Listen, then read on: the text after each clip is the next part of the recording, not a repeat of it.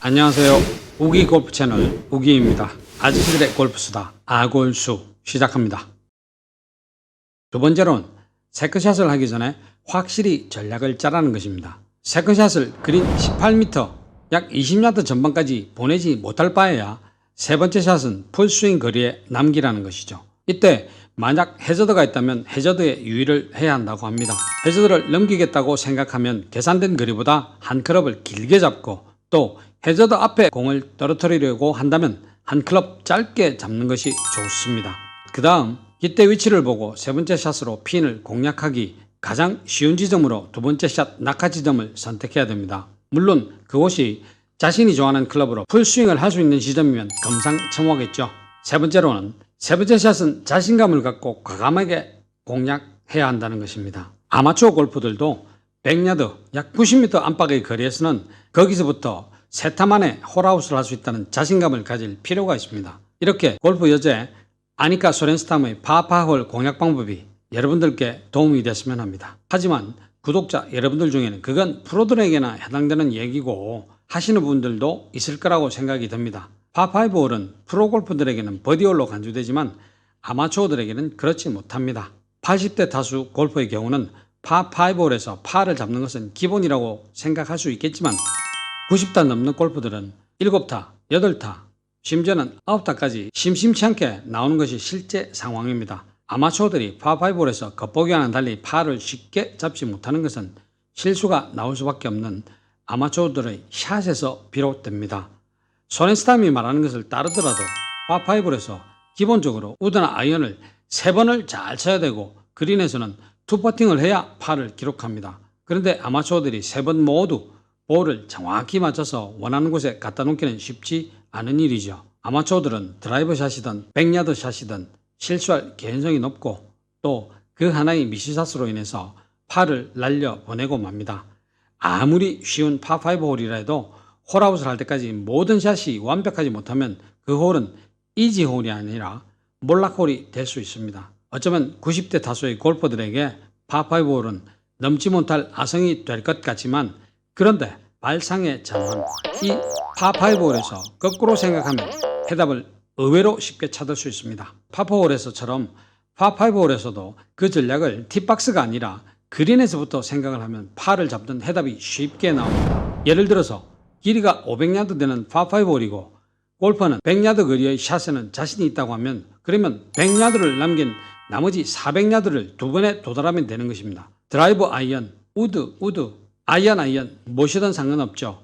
좋아하는 클럽으로 티샷과 세컨샷을 400야드에 보내고 서드샷을 100야드에서 처리하면 되겠죠. 이 전략은 팁박스에서는 드라이버를 두 번째 샷은 우드를 잡는 식의 무계획보다는 파를 잡을 수 있는 확률이 높겠죠. 아마추어 골프 세계에서는 파5홀 세컨샷용 클럽은 첫째가 페어웨이 우드일 겁니다. 드라이버가 잘 맞았든 잘 맞지 않았든 그린 앞에 장애물이 있든 없든 아마추어들은 페어웨이 우드를 꺼내듭니다. 티업이 되어 있지 않는 볼을 두 번째로 긴 클럽 페어웨이 우드로 잘 쳐내기는 쉽지 않습니다. 멀리 보내려고 힘이 들어가서 뒷땅 또 탑볼 등등 실패하는 경우가 얼마나 많습니까? 라이가 아주 좋지 않은 이상 페어웨이 우드는 가능하면 잡지 않는 것이 좋습니다. 치기 쉬운 고구마 하이브리드죠. 하이브리드나 아이언을 들고 서드샷을 잘 처리할 수 있는 위치에 볼을 보내는 것이 정말 중요합니다. 오늘 동영상 시작하고 여러 번 제가 세컨샷은 온그린을 하는 샷이 아니라는 말씀을 드렸습니다. 세컨샷은 서드샷의 마중물이라고 생각하시면 됩니다. 그런데 그렇게 생각하고 공략을 편안하게 했는데도 실수가 나오면 어떡해요? 그러면 그때는 목표를 낮추면 되죠. 티샷이든 세컨샷이든 어프로치샷이든 일단 실수가 나오면 목표를 보기로 낮추는 것이 현명합니다. 아마추어들은 실수를 만회하려다가 오히려 더 큰 위험 속으로 빠지는 수가 많습니다. 이번에 제가 파5홀 에바 9타를 기록한 것도 실수를 만회하려다 일어난 일이었습니다. 한 번의 벙커샷 실수를 만회해서 붙여보려고 그 다음 샷, 또 그 다음 샷의 실수가 나와서 결국은 한 홀에서 4타를 잃는 어처구니 없는 일이 생긴 것입니다. 라운딩을 하다 보면 이걸 꼭 붙여야겠다라든지 또 집어넣어야겠다라고 마음을 먹는 순간 우리 몸은 신기하게도 경직되게 반응을 합니다. 하지만 편안한 마음을 먹으면 몸도 릴렉스해집니다. 그런 이유로 그린을 향하는 샷 중에 실수가 한 번이라도 나오면 4온 2퍼터 보기로, 또 실수가 나오면 5온 2퍼터로 목표치를 낮춰 잡는 자세가 필요합니다. 그렇게 편안하고 안전한 길을 가다 보면 어프로치 샷이 핀에 붙는 행운도 따를 수 있습니다. 몇 년 전인가 KLPGA 한국 여자 골프 파이널 라운드에서 우승자를 가리는 연장전이 기억이 납니다. 그때 베테랑 박윤아 프로와 2년차 신예 박민지 프로가 최종 라운드답게 까다롭게 세팅한 코스에서 18번 홀 파5에서 연장전을 벌였습니다. 첫 번째 연장전에서 둘은 파로 비겼습니다. 여주의 페럼 컨트리 클럽의 18번 홀은 서드샷이 아주 중요한 파5 홀입니다. 마지막 날 파이널 라운드에서 18번 홀을 519m, 567야드로 세팅을 해놔서 여자 선수들은 두 번 만에 그린에 볼을 올리기가 불가능했습니다. 더군다나 중간에 개울이 페어웨이를 가로지르고 있어서 전략적 공략이 아주 중요한 홀이었습니다. 세 번에 끊어가는 전략을 선택할 수밖에 없어서 세 번째 샷을 얼마나 잘 치느냐가 버디 사냥의 핵심인데, 그런데 이 세 번째 샷을 원하는 지점에서 치려면 당연히 두 번째 샷을 잘 쳐야 되고, 또 두 번째 샷을 수월하게 잘 치려면 티샷도 정확하게 멀리 보내는 것이 기본이죠. 첫 번째 연장전에서 박민지는 드라이버 티샷이 페어웨이를 벗어나 러프에 떨어졌습니다. 그러다 보니 세컨샷을 계획하는 장소로 보낼 수 없게 되자 박민지는 세 번 만에 그린에 볼을 올리는 것이 가장 중요한 급선무였다고 나중에 인터뷰에서 얘기를 했습니다. 버디를 노리는 샷은 엄두도 내지 못했다고 말했습니다. 다행히 세 번째 샷은 핀 옆 5m 옆에 떨어졌고 파로 마무리한 두 사람은 두 번째 연장전으로 돌입을 했습니다. 두 번째 연장전은 상황이 달랐습니다. 드라이버 티샷이 페어웨이 한가운데 안착했고 언제든 85m에서는 3m 안쪽에 붙일 자신이 있는 박민지는 두 번째 샷을 그린 앞 85m까지만 보내자 하는 생각으로 하이브리드 클럽을 꺼내들었습니다. 결과 핀까지 정확하게 85m에 떨어진 페어웨이에서 박민지는 50도 웨지로 세 번째 샷을 구사해서 핀 2m 옆에 볼을 떨궜습니다. 2m 버디 퍼트는 그리 어렵지 않았고 박민지는 시즌 최종전에서 통산 두 번째 우승의 감격을 누렸습니다. 박민지가 연장 두 번째에서 우승을 결정짓는 버디를 잡아낸 데는 이렇게 세 번째 샷에서 승부를 건 전략이 큰 몫을 했습니다.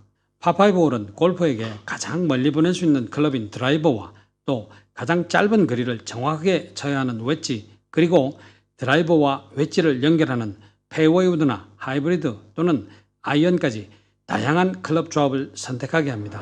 이런 조합들을 조화롭게 만들어내는 것이 바로 전략입니다. 그리고 그 전략은 핀 위치나 자신의 샷 실수에 따라서 얼마든지 수정이 가능해야 합니다.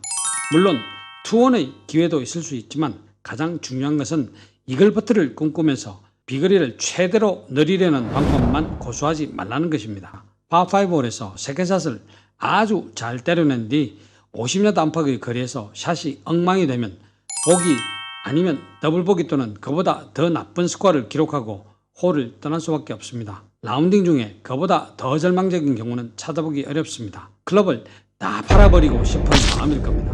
프로골퍼들이 파5 홀에서 버디를 많이 잡아내는 법은 우리 아마추어들과는 틀립니다. 코스를 공략하는 생각이 다릅니다. 티샷을 걱정하고 세컨샷을 최대한 멀리 보내겠다는 식이 아니라 거꾸로 그린에서부터 티박스 쪽으로 계산을 한 뒤에 핀 위치를 확인하고 또 정확하고 자신있게 공략할 수 있는 세 번째 샷 거리를 계산하고 가장 좋아하는 거리를 남기는 것입니다.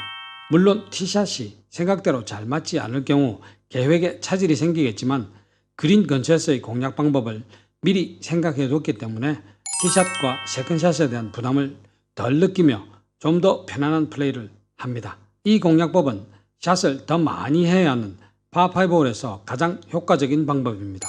파4와 파3 홀에서도 그린에서 티박스를 바라본다는 생각으로 거꾸로 계획을 세우는 발상의 전환을 해보고 라운딩을 하다 보면 여러분들은 어느새 동네에서 볼 좀 치는 아마추어가 되어 있을 겁니다. 여기까지입니다. 오늘도 대박 골프하세요. 감사합니다.